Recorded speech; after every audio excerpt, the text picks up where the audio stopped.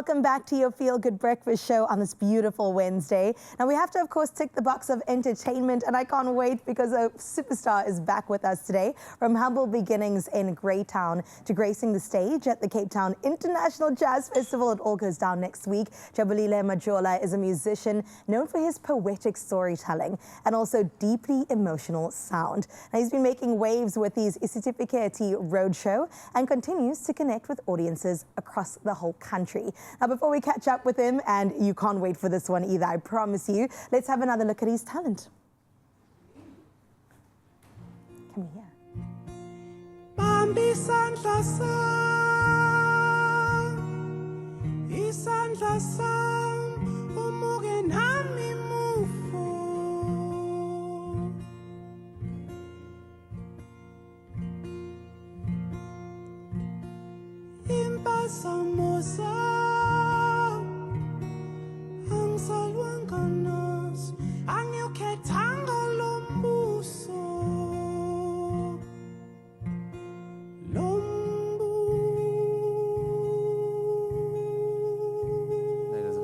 Oh, it is very special. You're right. Oh my goodness. Let's give him a feel-good welcome after that absolute transformation.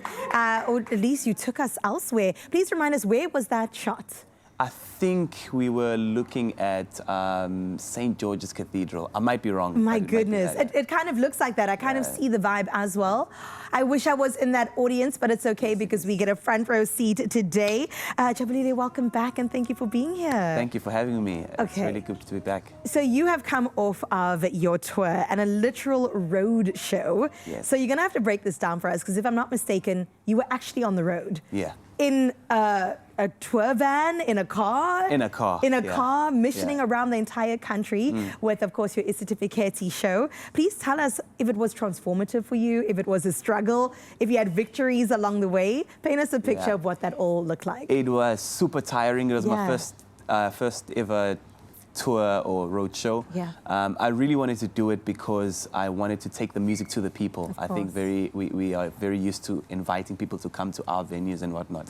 And so I wanted to go on the road. So I think it was very tiring, but it was also very transformative. I think it did a lot for where I'm at now. And it really made the music real because it's about telling stories and stories of the people among the people, you know. And speaking about the people, remind us where you went, because you went around the country. I started in Tebeja, and then I went to Makanda, and then I went to East London, which is Kukombo.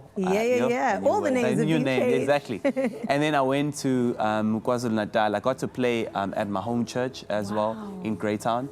And then I played in my town as well.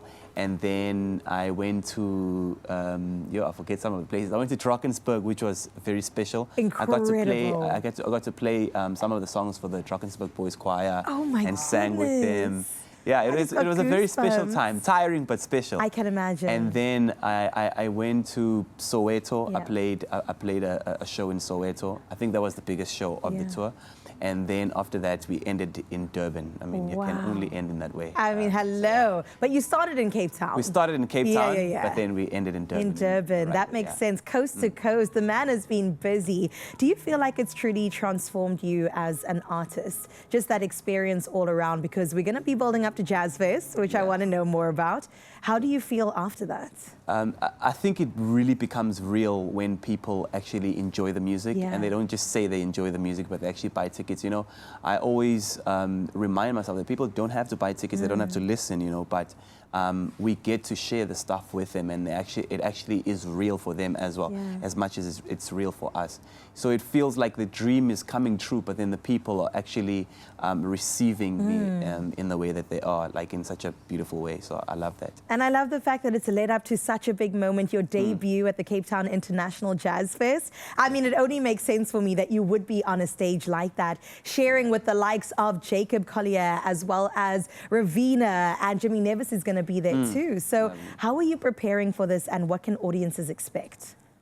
I am very nervous. That's what they can expect. As you should be. It's a big deal. Yeah, I'm also very humbled, you know. It doesn't happen to just anybody, you know what I'm saying? And so that's really cool. I mean, so how I'm preparing for this, I really want to tell the story exactly how I was telling it on the road show. Sure. It's very real, and it's about connecting. You know, someone asked me, how do you be so vulnerable in front with your story? And I said, like, when you're willing to connect with the people, you are willing to forgo those things that sort of hinder people and hold you back. Yeah, exactly. So you're willing to just be real with people. And I love that. I feel like I've been to many jazz fests throughout the years, and that is the perfect space to be able to open up, and the people are going to be willing and waiting, just like we are on your Feel Good Breakfast show. You're performing for us, aren't you? Yes. Yes, he is. Jabulile is here, and he's not going anywhere, bringing together storytelling and poetry like you've never heard before. Please brace yourselves, and it goes down in this hour.